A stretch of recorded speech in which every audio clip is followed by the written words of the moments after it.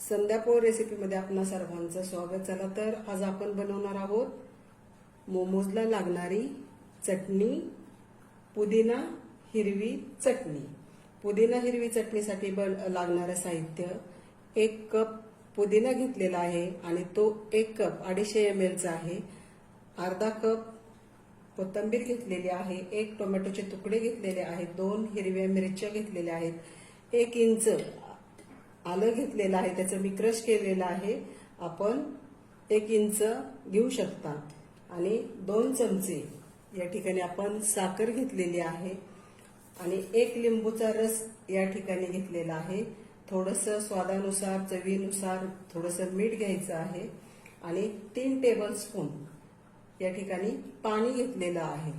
चला तर बनवूया आपण पुदिना हिरवी चटणी. तर मिक्सरच्या भांड्यामध्ये पुदिना टाकून घेऊया.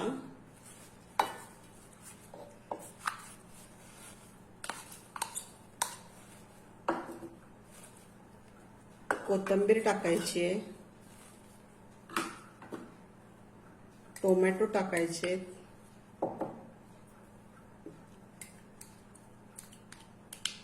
1 इंच आलं टाका. मी या ठिकाणी माझ्याकडे क्रश होता म्हणून मी हे टाकलेलं आहे. क्रश 1 इंच आलं टाकून घ्यायचं आहे. 2 चमचे साखर, 1 लिंबाचा रस टाकायचा आहे.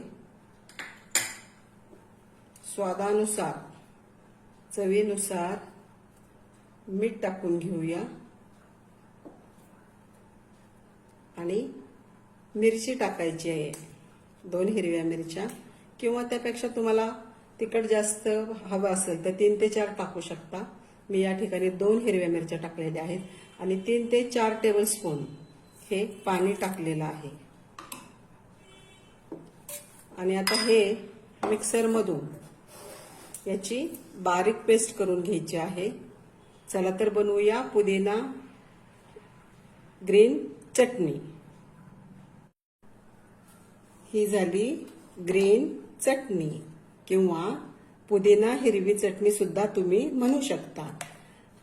मोमोज बरोबर ग्रीन चटणी, व्हाईट चटणी आणि रेड चटणी दिली जाते.